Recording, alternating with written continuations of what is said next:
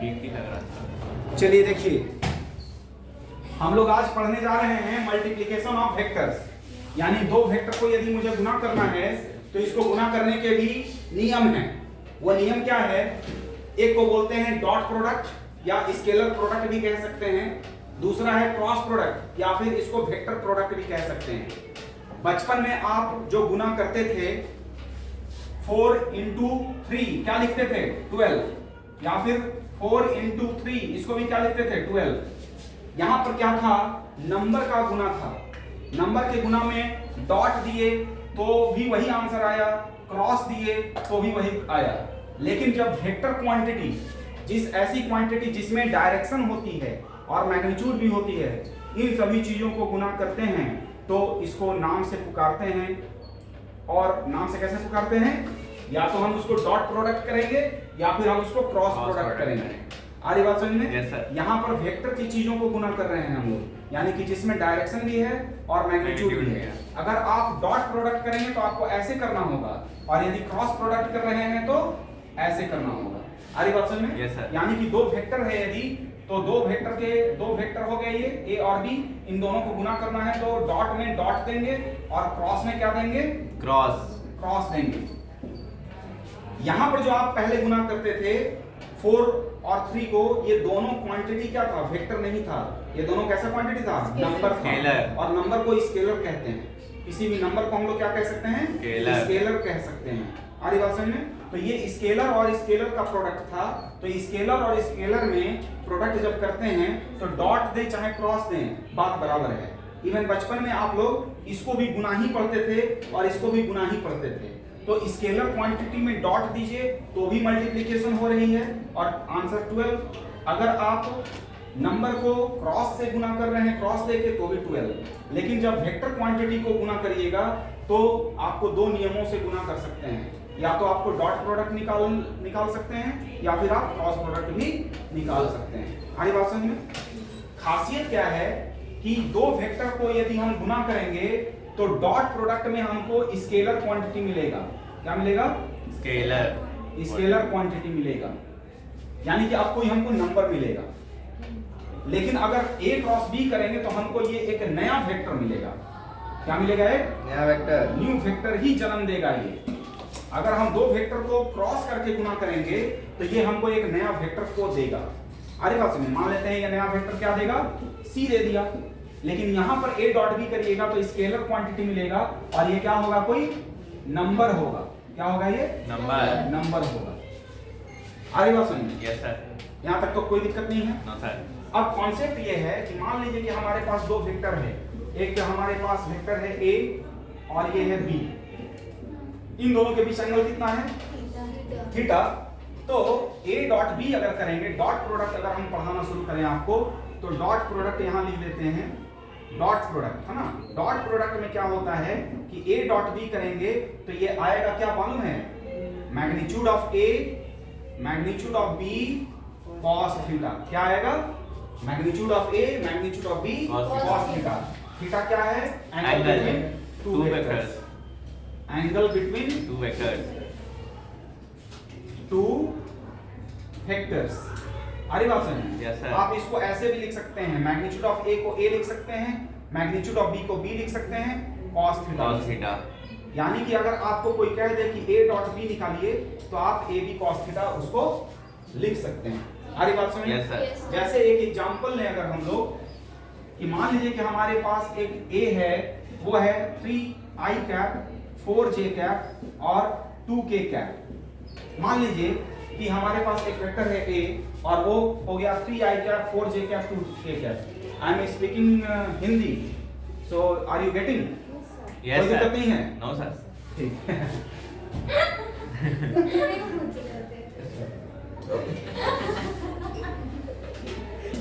She belongs from Tamil Nadu, so she is comfortable in English.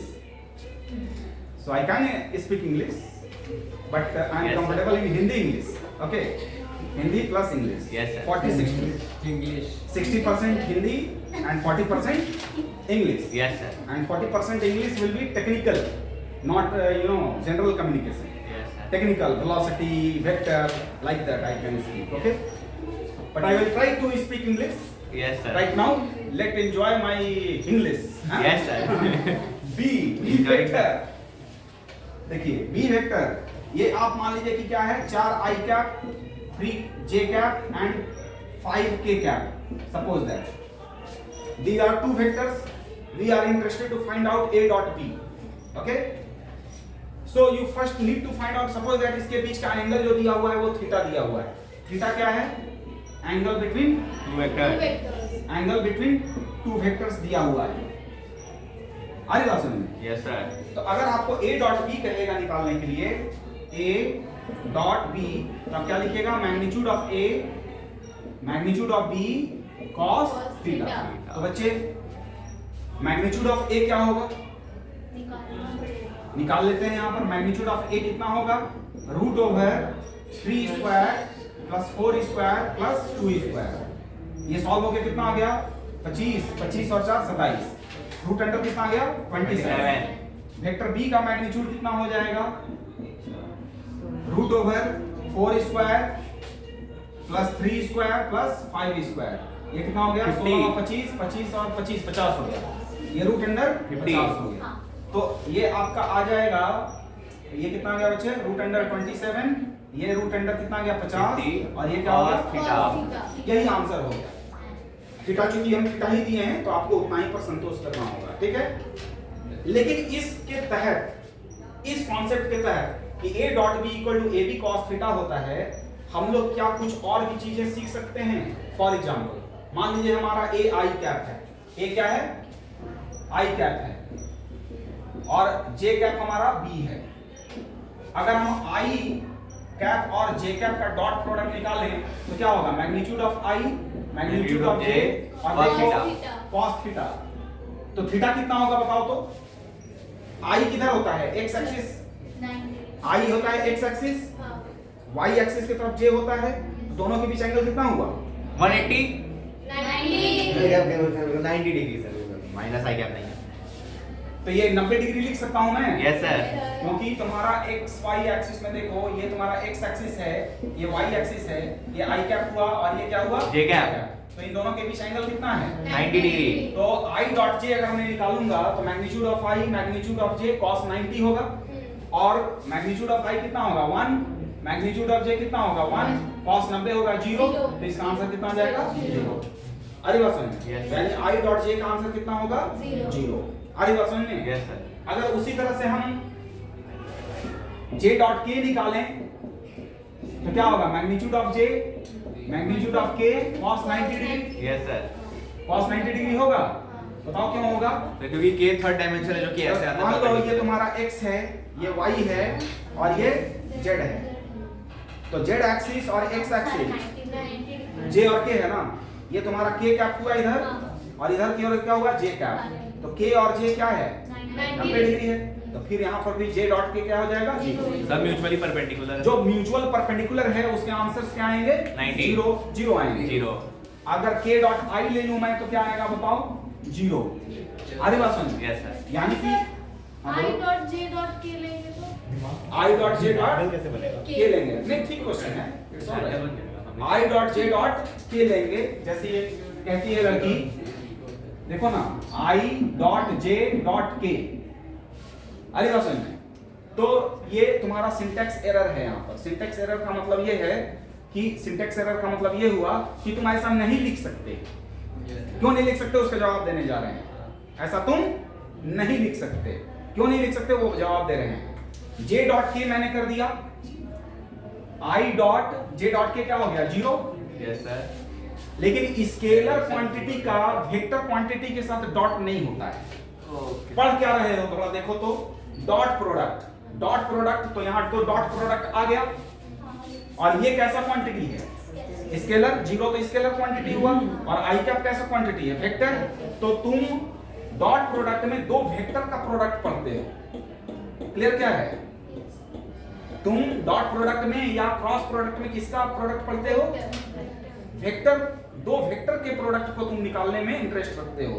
तो यहाँ पर तो स्केलर और डॉट का भी कॉन्सेप्ट आ गया और वेक्टर. तो ये क्या हुआ? सिंटैक्स एरर हुआ. सिंटैक्स एरर का मतलब यह है कि ऐसा तुम लिख नहीं सकते. अगर कोई कहेगा कि सर 0 तो आया है, क्या आपको दिक्कत है सर, इसको 0 इंटू आई गुना ही है, आप इसको 0 लिख दीजिए, लिख दो तुम, लेकिन वो वैलिड ही नहीं है, ऐसा लिखना ही पाप है। अरे बात समझ में, जैसे 2 डॉट ए वेक्टर, ये लिखना ही गलत है, ये लिखना ही गलत है। अरे बात समझ में, क्लियर हुआ? क्या लिखना पसंद करेंगे आप लोग, लिखिए तो जल्दी से, वीडियो पॉज कर देते हैं तब तक।